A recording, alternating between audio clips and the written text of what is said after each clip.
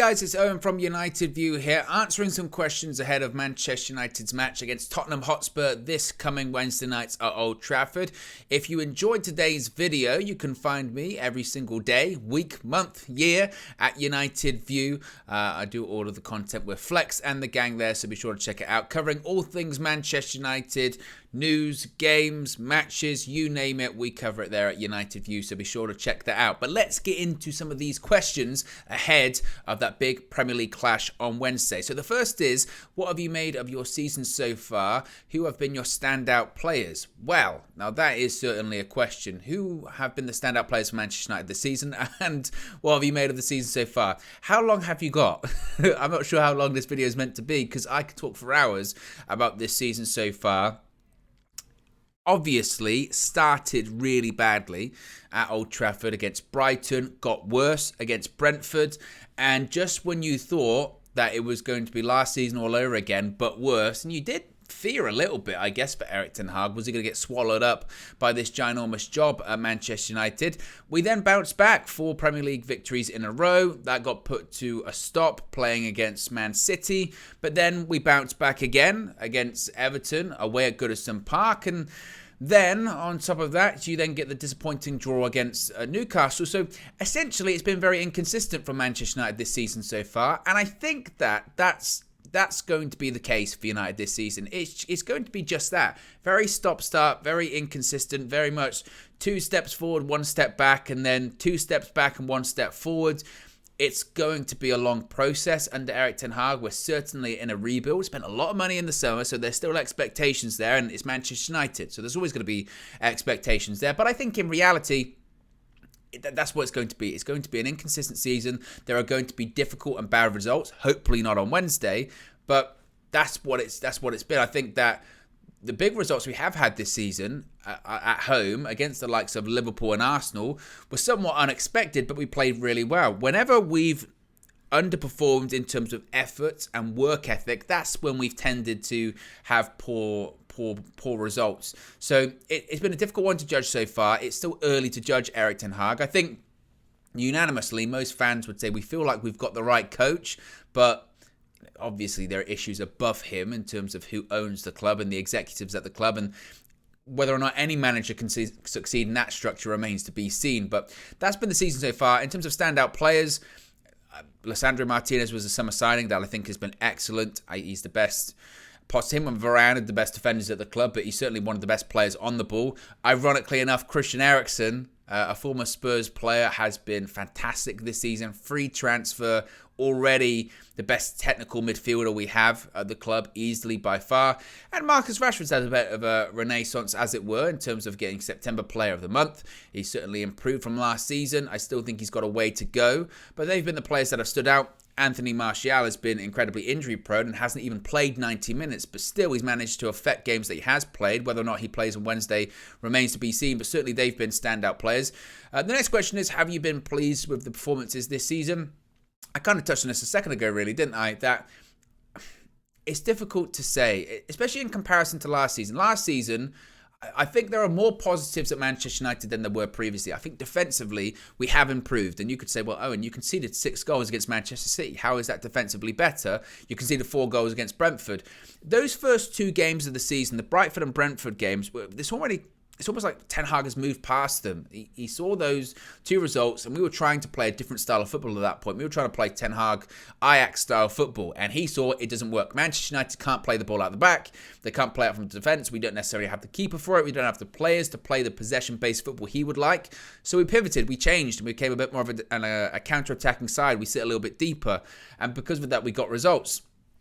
The games, as I mentioned, against Liverpool and Arsenal, the big results this season, were the ones that I think, most United fans were happy with. And again, that's when they've shown, dedication. That's when they've shown aggressiveness. That's when they've shown desire on the pitch. And that's really, for myself, I can't talk for all fans, but I think that's all that I'm looking for. I'm looking for work ethic. I'm looking for players getting stuck in, and sometimes you don't see that. Unfortunately, you haven't seen that for Manchester United. So, in terms of being pleased with the performances so far, again, they've been so inconsistent. It's difficult to say, but I do think there is progression there. The next question was, do you think Erik ten Hag is the right man to take the club forward? Are fans happy right now? Well, obviously, I can't speak for all of the fans. I can only speak for myself. But Erik ten Hag, I believe, is the coach. I do believe he's the coach to do it for Manchester United. I think that, and while Spurs fans might not like this, a great example is someone like Mikel Arteta at Arsenal, whereby you bring him in, and in his mind, he has a certain way that he wants his team to play, but he can't do that straight away. He might not have the players to do that straight away. He might not believe or trust the players enough to play in the style he would want to play. Because of that, it's going to take time. Players have to be brought in, players have to leave as well, and they have to stamp their authority, the manager does, on the club. So I think Erik ten Hag absolutely is the right guy for United. I think he has the authority, I think he has the personality, I think he has the respect and vision required to succeed at United, but it's going to take a lot of time. And unfortunately, at Manchester United, not that you don't get time, but that expectation is so big. And whilst there is an understanding by a lot of United fans, I think, that of where we are right now and that we're not good enough and we're not going to be competing for Premier League titles anytime soon, once you start getting into year 2, 3, 4 and possibly 5, I mean, no United managers last longer than 3 years since Sir Alex, but once you start getting into those second or third years, expectations grow more and more, and they're already high anyway. So he'll have to deliver fairly quickly this season. Not that it's a write-off, but I think the expectation is that it's going to be a challenging one. And from what I've seen, fans are fairly happy with Erik ten Hag, and I think they understand and appreciate his determination, his vision, and his progressiveness as the coach. Ronaldo scored a hat-trick last season against Spurs. Do you think ten Hag will give him much game time going forward, as he seems frustrated right now at Old Trafford? Well, look, when you bring up Cristiano Ronaldo, it gets a lot of people talking, and it's an incredibly divisive subject. Ronaldo wanted to leave this past summer. That is factual. In addition to that, there was no clubs that wanted to pick him up. Atletico Madrid, Chelsea, other clubs as well came out. Napoli was another one.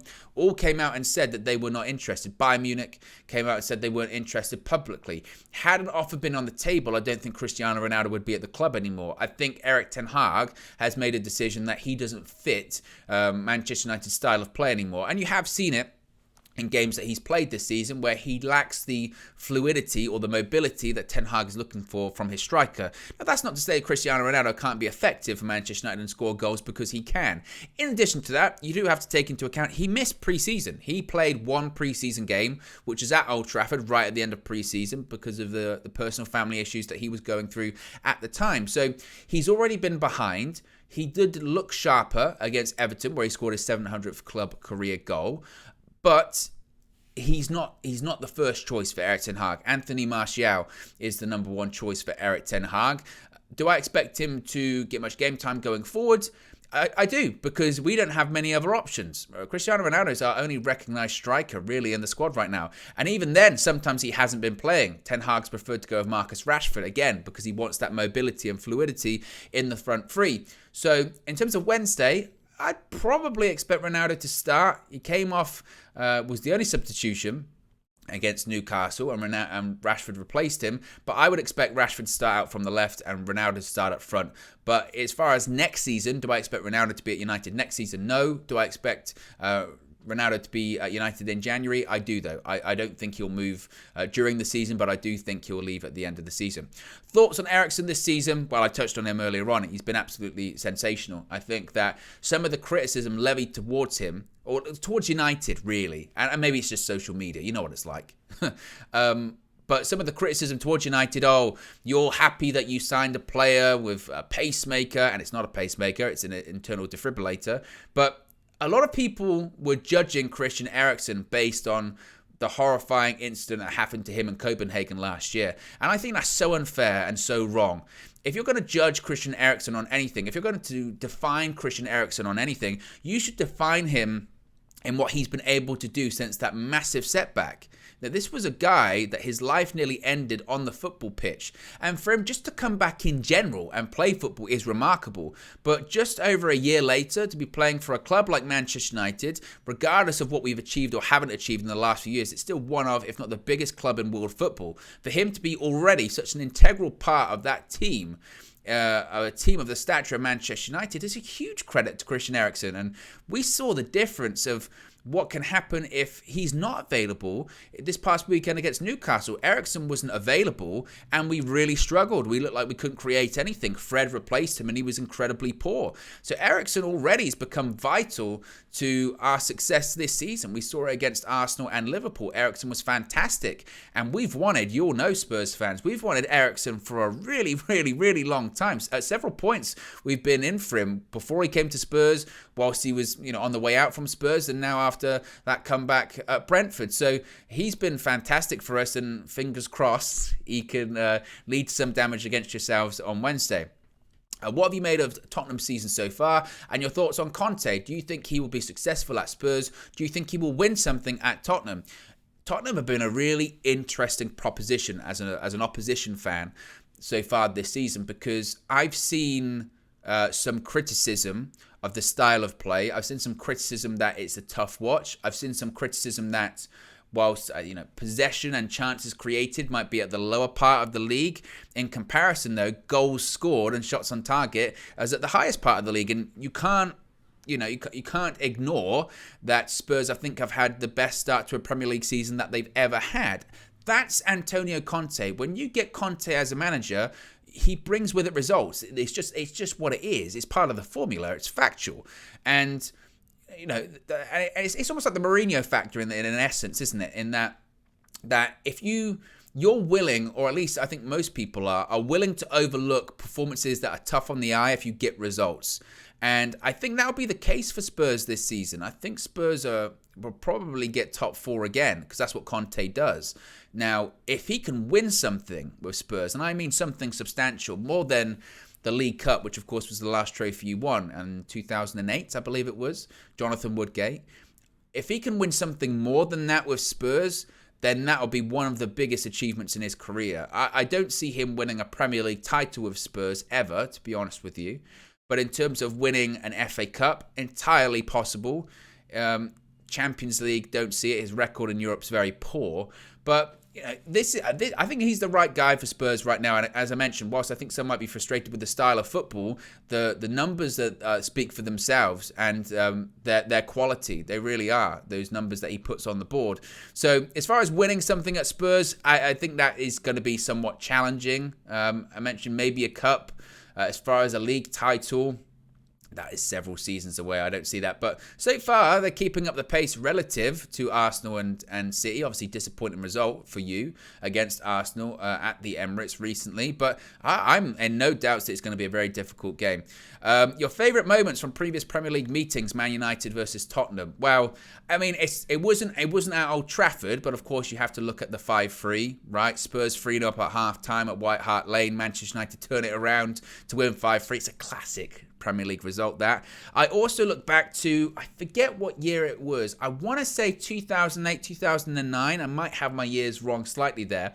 But Spurs came to Old Trafford and went 2-0 up. And Manchester United ended up winning the game 5-2. That was peak Sir Alex, peak proper, they were such a strong side at that period of time. Ronaldo, Rooney, Tevez. I think Berbatov was even playing for United at that point too. Just outrageous strength in depth for Manchester United. It was absolutely phenomenal. So they would probably be my favourite United meetings. And of course, what did Sir Alex used to always say to the guys before we played Tottenham? Come on, guys. It's Tottenham. That's what he used to say. Next question was, which current Spurs players would get into United starting 11? That is a good question. I think Romero at centre-back, possibly. But I like our centre-backs at the moment. I think Varane and Martinez are very, very good. Obviously, you would look at people like Harry Kane gets in any Premier League side. Heung-min Son gets in any Premier League side. I really like Kulusevski as well. I think he'd probably get into a United side too. And even midfielders, people like Bentancur, Højbjerg. Whilst we've got Eriksen, we've got Casemiro. I don't know if they'd get in over Casemiro, but clearly you'd go with Son, you'd go with Kane, you'd go with Kulusevski. Some people might go with Romero, I guess. That's a tough one. That is a tough one. You can let me know in the comment section below.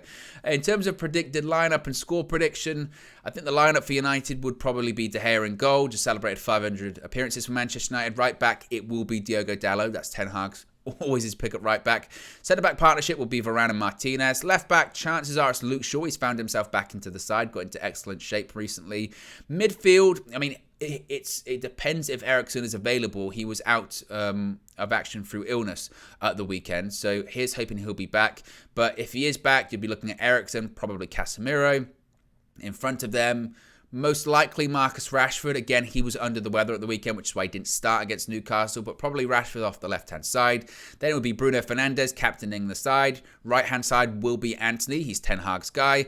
Up front, most likely Cristiano Ronaldo. Again, Anthony Martial could be close to a return, but even if he is, chances are he'd probably be on the bench.